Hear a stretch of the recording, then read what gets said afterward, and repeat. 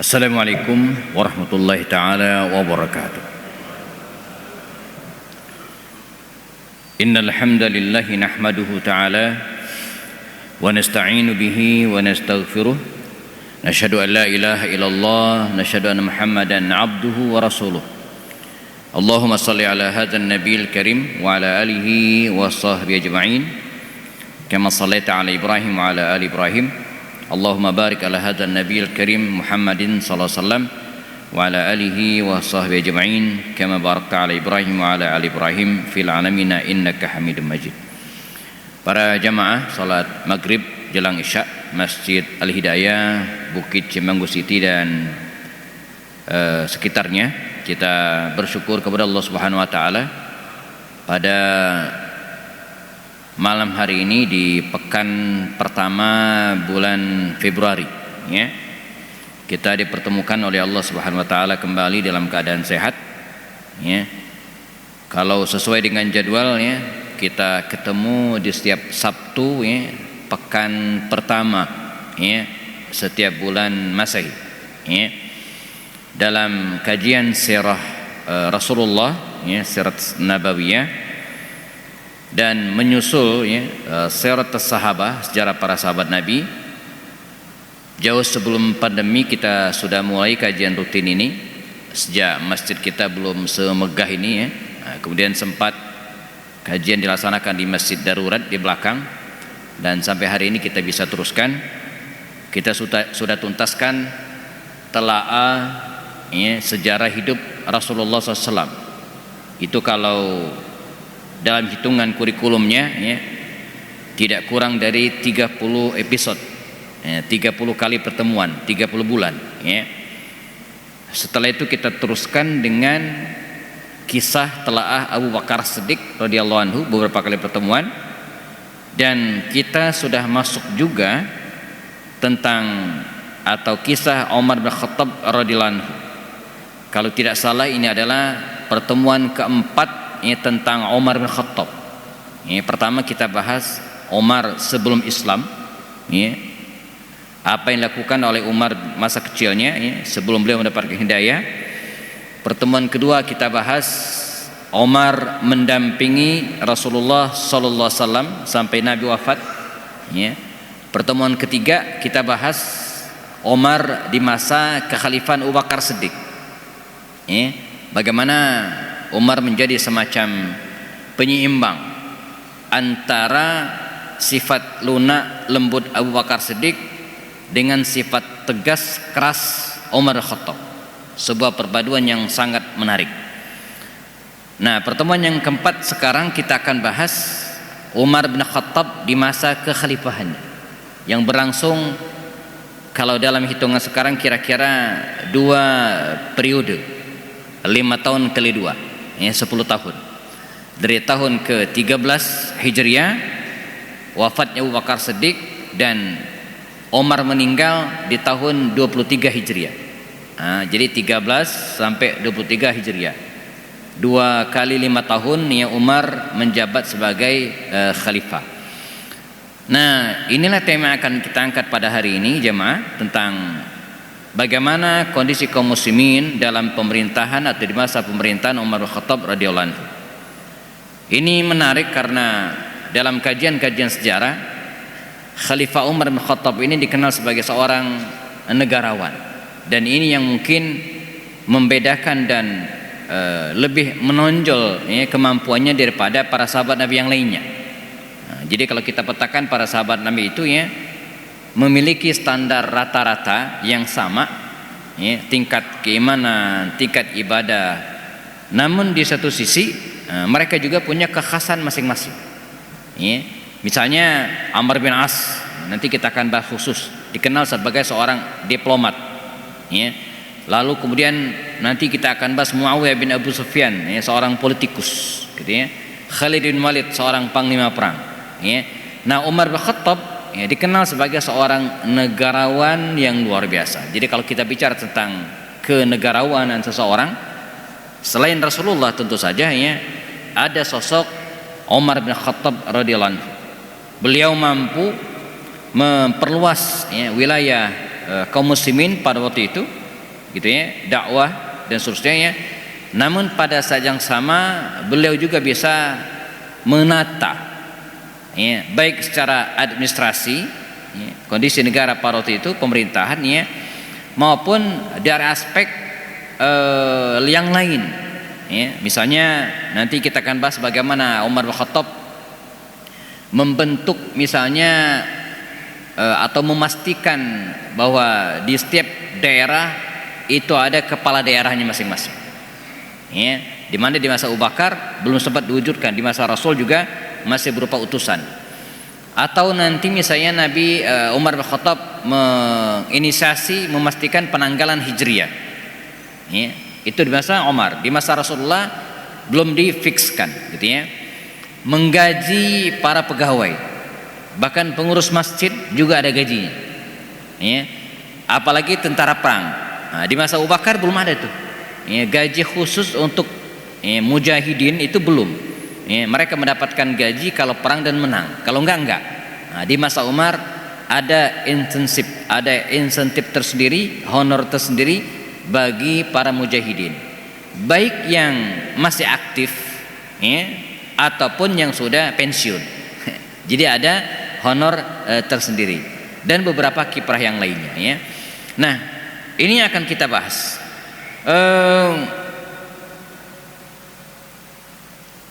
Selepas wafatnya Abu Bakar As-Siddiq ya, Abu Bakar As-Siddiq meninggal dunia di bulan Jumadil Akhir kira-kira di tahun 13 Hijriah, dan atas wasiat Abu Bakar As-Siddiq ya, maka ditunjuklah Umar menjadi khalifah. Nah, maka dalam kajian-kajian ilmu politik Islam jamaah, bahwa memilih pemimpin itu harus wajib. Ini jelang pilpres nih ya. Memilih pemimpin, saya enggak nunjuk calon ya, tapi mengatakan bahwa memilih pemimpin itu harus. Ya ayyuhalladzina amanu atiiullaha wa atiiur rasula wa ulil amri minkum. Taat kepada Allah, taat kepada Rasul, dan taatlah kepada ulil amri. Bagaimana mungkin kita taat kepada ulil amri kalau ulil amrinya enggak ada? Al-amru bi syai'in amru bi wasailihi. Perintah untuk melakukan sesuatu, maka perintah juga untuk mewujudkannya. Agar kita bisa taat kepada pemimpin, maka harus ada pemimpin.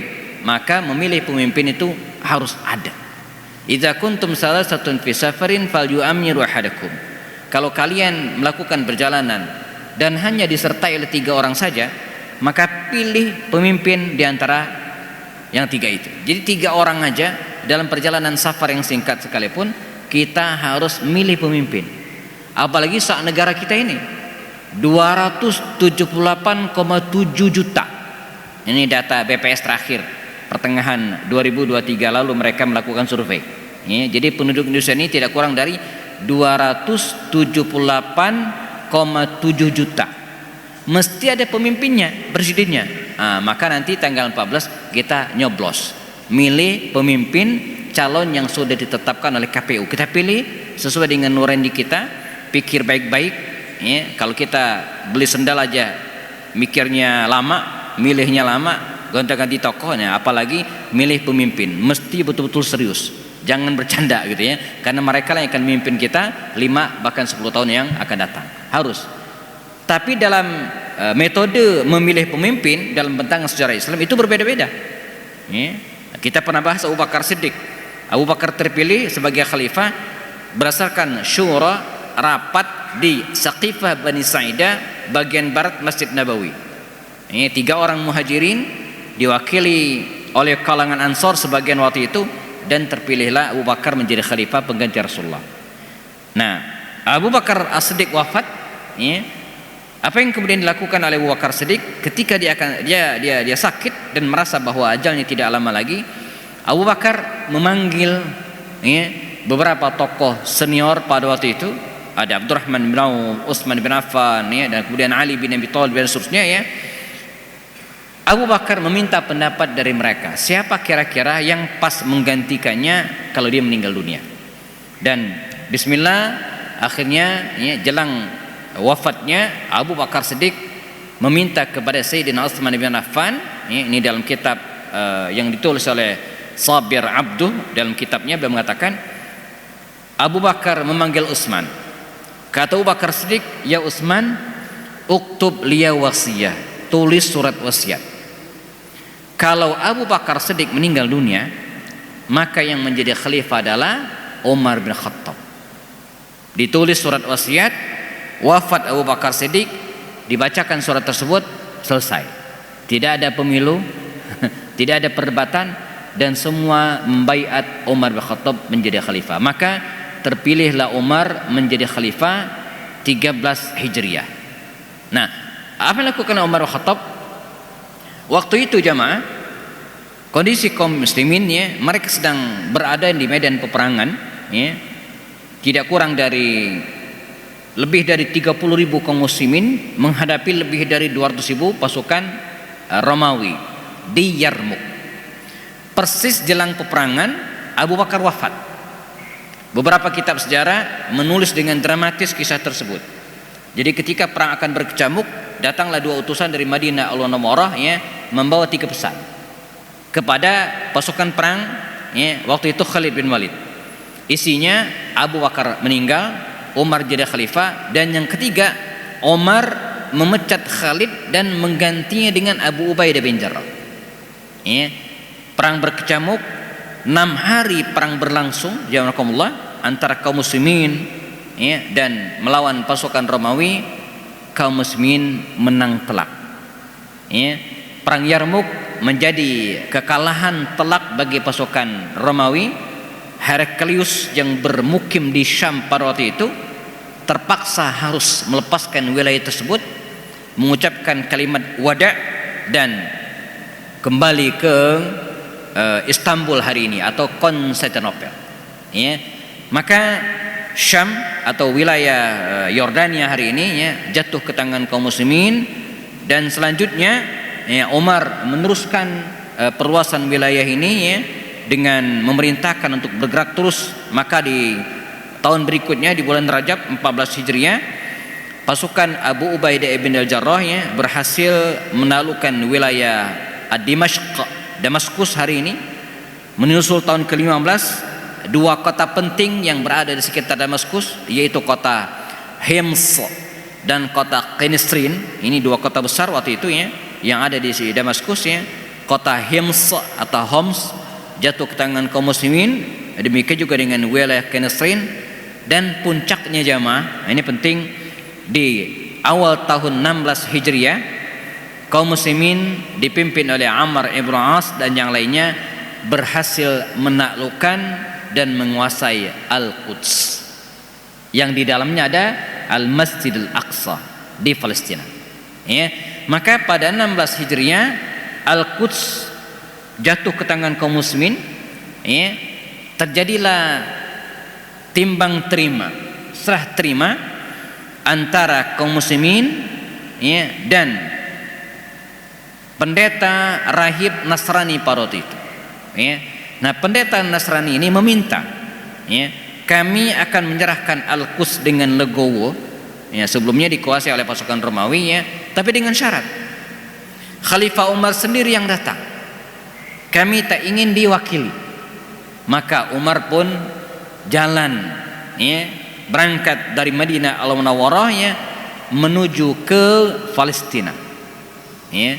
Perjalanan waktu itu tidak kurang dari 1 bulan lebih, 1 bulan setengah, lebih dari 1 bulan, dari Madinah menuju ke Damaskus, menuju ke Al-Quds ya. Berangkatlah Umar bin Khattab radhiyallahu anhu dan masuk ke wilayah ini. Maka terjadilah timbang terima, serah terima dari pendeta Nasrani ini, dan diserahkanlah Al-Quds ini ke tangan kaum muslimin. Dan banyak kitab menceritakan dengan detail serah terima ini. Misalnya ketika terjadi atau tiba waktu sholat zuhur, pendeta Nasrani ini mempersilahkan Umar untuk beribadah sholat di gereja mereka. Kata Umar, tidak ya, karena kalau kami sholat di gerejamu, saya khawatir suatu saat gitu kan, gereja kalian akan diambil alih oleh kaum muslimin dan akan dirubuhkan atau diganti dengan masjid, dan saya tidak ingin itu terjadi. Maka Umar menggeser tempat ibadahnya di belakang sebuah batu yang dulu tempat Rasulullah menambatkan hewannya ketika terjadi peristiwa Isra dan Mi'raj. Disitulah Umar sholat bersama dengan kaum muslimin yang lainnya, dan didirikanlah belakangan di tempat tersebut Masjid Umar bin Khattab radhiyallahu anhu. Maka clear, Palestina berada dalam kekuasaan kaum muslimin. Dibuatlah nota kesepahaman, kesepakatan hak dan kewajiban masing-masing di tempat tersebut. Ada kisah orang-orang Nasrani waktu itu menyarankan, meminta kepada Umar untuk mengusir orang-orang Yahudi yang ada di tempat tersebut. Karena ketika terjadi peperangan antara Persia dan Romawi, orang Yahudi ini berpihak kepada Persia untuk melawan pasukan Nasrani, Romawi. Nah, mereka masih dendam tuh, gitu ya. Mereka minta kepada Umar agar mengusir orang-orang Yahudi yang ada di Palestina. Tapi Umar tidak setuju. Umar tetap mempersilahkan orang-orang Yahudi berada di Palestina dengan syarat tidak menguasai, hanya sebagai warga negara saja, bukan penguasa. Tidak boleh mendirikan negara tersendiri di situ. Bahkan Umar membiarkan ada seorang nenek, saya mungkin pernah singgung sebelumnya, ada seorang ibu-ibu tua, udah tua banget, disamperin oleh Umar bin Khattab, diajak masuk Islam, Pak. Nek, kata Umar, saya Umar bin Khattab, mengajak engkau untuk masuk Islam. 2 kali ditawari, 2 kali menolak nenek ini. Dengan kalimat yang mengatakan, ya Umar, untuk apa saya masuk Islam? Saya ini udah tua, gak ada manfaatnya. Maka Umar beristighfar kepada Allah SWT, ya Allah, tugasku sudah selesai. Allahumma syhad, saksikanlah saya sudah mengajak nenek itu masuk Islam, dan sisanya saya tidak bisa memaksa. Maka akhirnya nenek tua Yahudi ini pun tetap berada dalam agamanya dan tinggal di Palestina saat itu. Beres Palestina jemaah. Maka kisah berlanjut, akhirnya mereka akan kembali ke Madinah, Al-Munawwarah kembali. Umar dan pasukannya akan kembali ke Madinah. Adalah Amr bin As.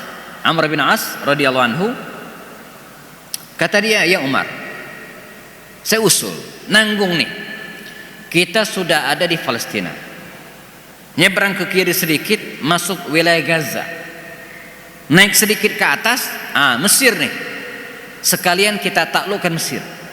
Kata Amr ibn As, ternyata kaidah siapa yang ngusul maka dia jadi mas'ul itu dari dulu sampai sekarang tuh ya. Amr bin As yang ngusul, maka dia juga yang ditunjuk oleh Umar bin Khattab menjadi panglima perang menaklukkan wilayah Mesir. Ini saya ulang sedikit ya. Umar pun pulang ke Madinah Al-Munawwarah, sementara Amr bin As tetap berada di Mesir karena dia juga yang memimpin pasukan untuk menaklukkan Palestina. Saya ulangi, Amr bin As tetap berada di Palestina, mempersiapkan diri dan pasukannya untuk menaklukkan Mesir dari wilayah Gaza. Karena Gaza merupakan lokasi yang sangat strategis lewat jalur Rafah untuk masuk ke Mesir lewat darat, bukan lewat laut. Ada kisah menarik ketika Umar bin Khattab sudah balik ke Madinah, ditunggu oleh Umar, gimana kabar Amr bin As ini, apakah berhasil masuk ke Mesir atau tidak. Ditunggu sekian waktu, sekian bulan, gak ada kabar. Maka berkirimlah surat Umar bin Khattab kepada Amr bin As. Surat ini menarik. Apa kata dia? Dikirimlah surat ini dan tibalah di tangan Amr bin As yang ada di Palestina. Oleh Amr bin As, ini surat nggak dibuka, tetap di gulungannya. Sembari demikian, Amr bin As menggerakkan pasukannya melewati Rafah dan masuk ke wilayah Mesir. Begitu sudah masuk ke wilayah Mesir, Amr bin As bikin tenda, mempersiapkan diri menghadapi serangan pasukan Romawi yang menjajah wilayah Mesir. Saat itulah Amr bin As baru membuka gulungan surat tersebut. Dan apa isinya? Dalam suratnya Umar mengatakan, wahai Amr, telah berlalu sekian bulan dan tidak ada informasi yang datang kepadaku. kalau engkau membaca suratku ini dan masih berada di Palestina, pulang. Baliklah ke Madinah lagi. Tapi kalau engkau membaca suratku ini dan sudah masuk ke wilayah Mesir, teruskan. Jadi seolah Amr bin As itu sudah bisa membaca surat Umar bin Khattab, ternyata tidak. Maka berdasarkan surat ini, Amr bin As terus bergerak, ya, masuk ke wilayah Mesir. Terjadilah peperangan melawan pasukan Romawi dan akhirnya kaum muslimin menang, berhasil masuk ke Mesir tanpa perlawanan sama sekali dari masyarakat Mesir. Dan ini prosesnya lama, dari tahun ke-17 sampai 21 Hijriah baru berhasil. Nah, demikian cara Amr bin As membebaskan wilayah Mesir. Makanya Mesir itu, ya, dan Palestina itu unik. Mesir, Palestina kalau kita lihat sejarah seperti tidak bisa dipisahkan. Nah, bedanya kalau Omar membebaskan Palestina dulu baru Mesir, ya. Beda dengan Salahuddin Al-Ayyubi, beliau membebaskan Mesir dulu baru Palestina. Begitu ceritanya. Tahun 1187 Masehi. Nah, itu bedanya. Kalau Umar Al-Quds dulu baru Mesir. Tapi kalau Salahuddin, Mesir dulu baru Palestina. Dua wilayah ini seperti menyatu. Makanya hari ini jamaah, ya, kita sangat disayangkan kondisi kaum muslimin di Palestina, sangat mengenaskan dalam tanda kutip, ironis, ya. Apalagi ini masih musim dingin, bahkan puncak musim dingin hari ini. Kita baca informasi dari teman-teman yang berada di sana, ya, mereka harus mengungsi, meninggalkan rumah, hidup di tenda-tenda yang sangat darurat. Nah, di tengah dingin yang mencekam, dinginnya wilayah Timur Tengah itu beda dengan dinginnya Bogor, Pak. Saya baru balik umroh sepekan yang lalu, ya, Sabtu lalu saya pulang, berarti persis 1 pekan, ya. Cuaca di Madinah, ya, mungkin masih belasan derajat Celcius dan kabarnya akan bertambah dingin, ya, ya. Apalagi di Taif itu udah 11 derajat Celcius, dingin luar biasa, ya. Dan pernah di beberapa tahun lalu di Madinah itu sempat 6 derajat Celcius. Apalagi di Palestina, ya, lebih dingin lagi cuacanya karena dia lebih atas. Kan semakin ke atas itu semakin dingin, gitu, ya. Di Tabuk itu masuk wilayah Arab Saudi itu juga lebih dingin daripada di Madinah Al-Munawwarah. Nah, ini sangat kita sayangkan. Sementara Mesir yang masih dikuasai oleh As-Sisi, presiden sekuler yang berpihak ke Amerika dan Israelnya, tidak melakukan apa-apa, dan ini sangat kita sayangkan. Karena itu harapan kita ke depan, ya, termasuk dari Indonesia, ya, terpilih presiden yang pro banget dengan kondisi kaum muslimin di Palestina, ya. Karena apapun, negara kita ini adalah negara yang besar. Muslim terbanyak di dunia hari ini adalah Indonesia. Indonesia adalah negara yang paling banyak muslimnya. Jadi kita butuh pemimpin yang bisa membawa suara Indonesia ini ke kancah dunia internasional. Di antara adalah membela saudara-saudara kita di Rohingya, membela saudara-saudara kita di Palestina dan belahan negara yang lainnya. Maka Mesir pun takluk di bawah kaum muslimin. Dan kemudian apa lakukan oleh Umar bin Khattab berikutnya? Kalau tadi benturan kaum muslimin dengan pasukan Romawi, nah sekarang dengan pasukan Persia, ya, Syam sudah jatuh ke tangan kaum muslimin. Nah sekarang arah kanan, ya, Persia. Pasukan Persia waktu itu, atau negara kerajaan Persia waktu itu emang sedang sekarat, ya.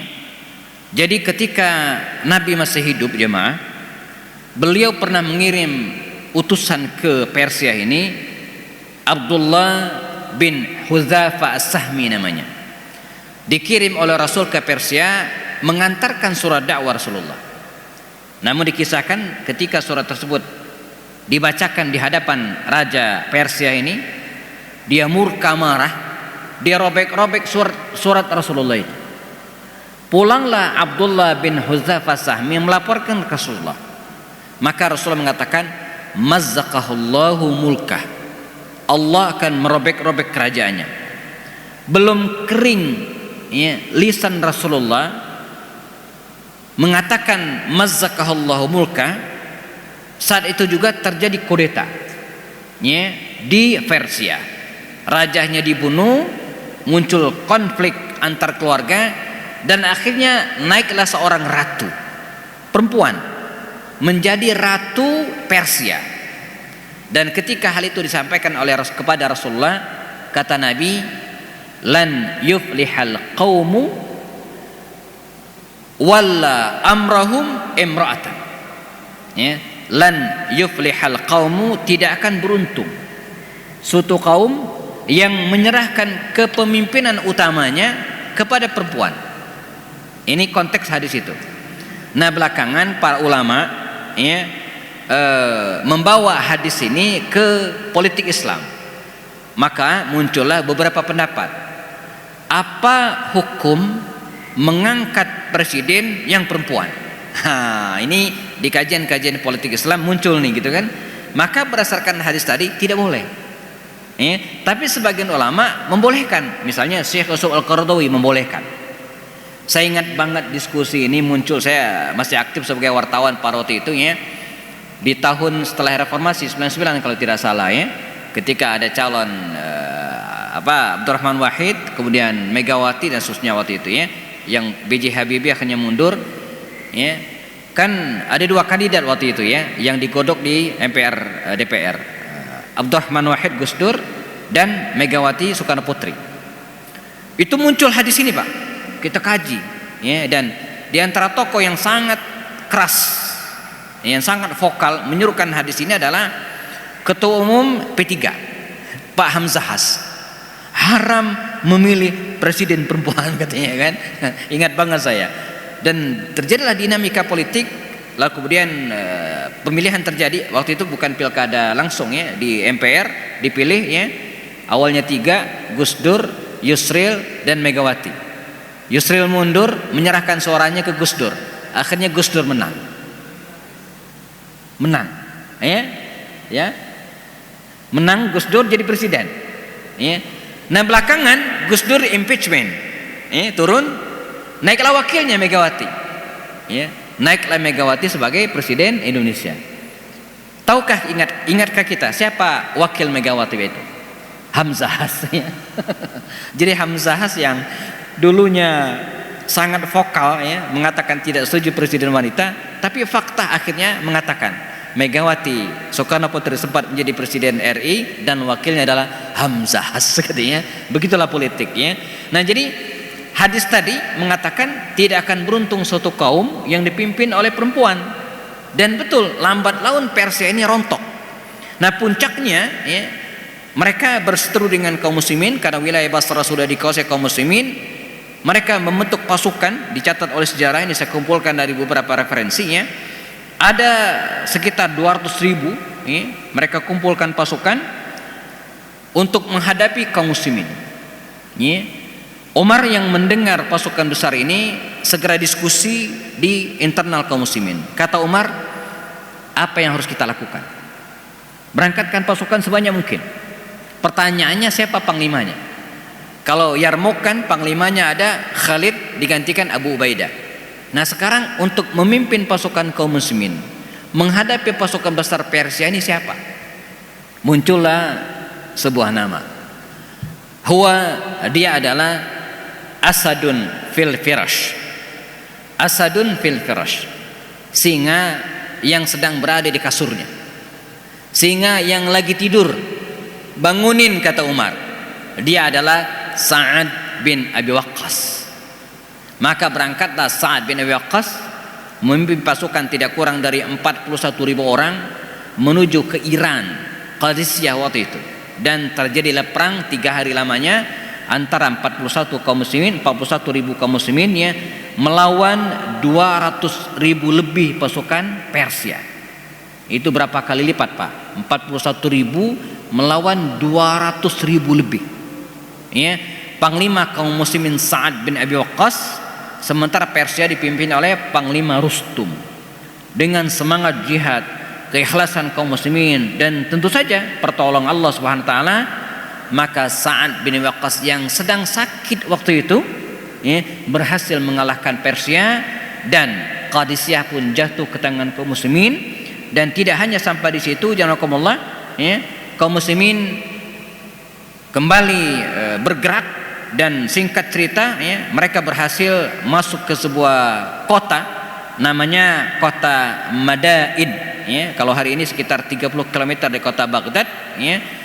Pasukan Sa'ad bin Waqqas, ya, menyeberangi sungai Tigris sebelah timur Baghdad, masuk dan mengambil alih ibu kota Persia, Madain waktu itu. Maka dengan jatuhnya kota Madain sekaligus runtuhnya kerajaan Persia, dan wilayah ini berada dalam kekuasaan kaum muslimin. Banyak kisah menarik ketika peristiwa terjadinya. Umar bin Khattab seperti biasa berada di Madinah menunggu informasi tentang kondisi kaum muslimin di Qadisiyah. Berhari-hari dikisahkan Umar ini jamaah bolak-balik ke pinggiran kota Madinah menunggu berita tersebut. Dia tidak pengen mendapatkan informasi dari orang lain, dia pengen langsung dapat informasi dari utusan Sa'ad bin Waqqas. Sampai suatu saat di kesorehan hari datanglah utusan Sa'ad bin Abi Waqqas ini ya, dari Qadisiyah ya, ke Madinah Al-Munawwarah. Nah, kisah lucunya begini. Umar waktu itu sedang duduk di sebuah batu besar pinggiran kota Madinah. Tiba-tiba ada seorang penunggang kuda ya. Dia nggak tahu.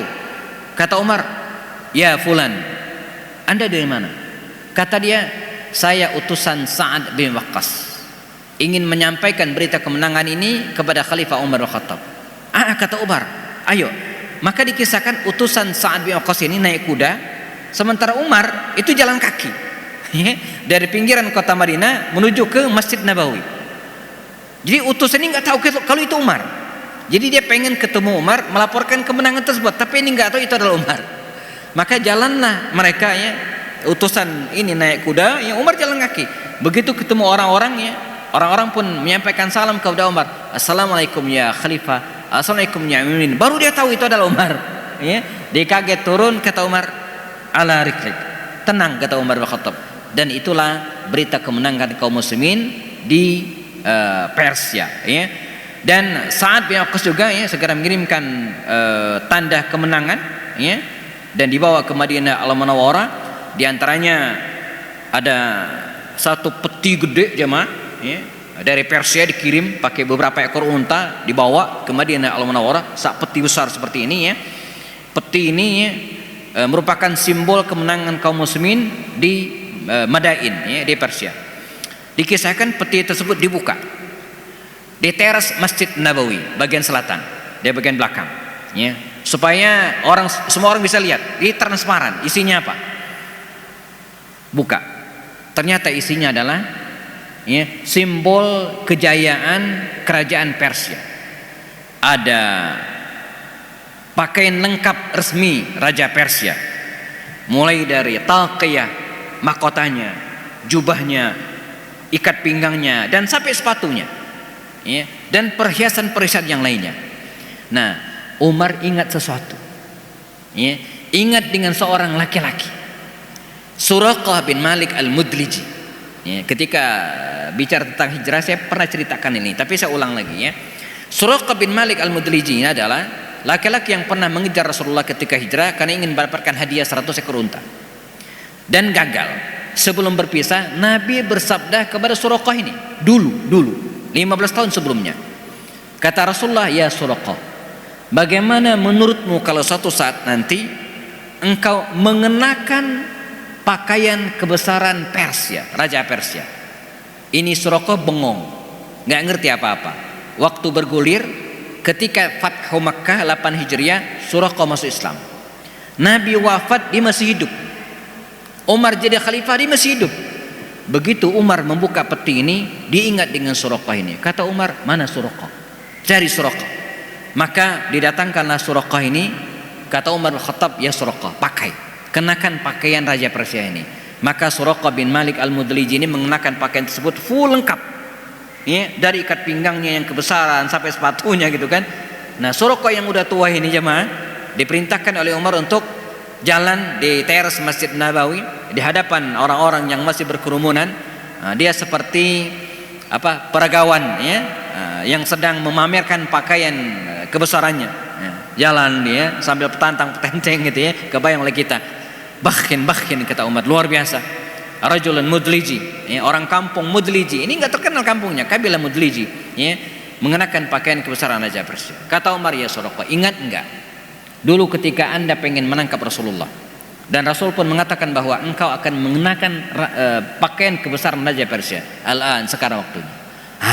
Betul, kata Suraqah. Suraqah Rasulullah, Rasulullah telah benar.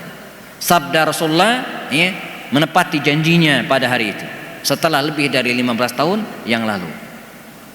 Semua bertakbir, semua bertasbih memuji kebesaran Allah Subhanahu wa taala atas karunia tersebut dan kebenaran nubuat Rasulullah SAW. Yang lucu, begitu selesai kata Umar, "Inza, ikhla." Buka pakaian itu. "Hah?" kata Suraqah. "Ailasa li." Ini bukan untuk saya. Bukan, kata Umar. Nabi cuma mengatakan engkau mengenakan, bukan memiliki. Ya, maka singkat cerita, pakaian tersebut kemudian dibuka, dilelang, uangnya dimasukkan ke kas negara, dan itu menandai runtuhnya kerajaan Persia dan jatuh ke tangan kaum muslimin.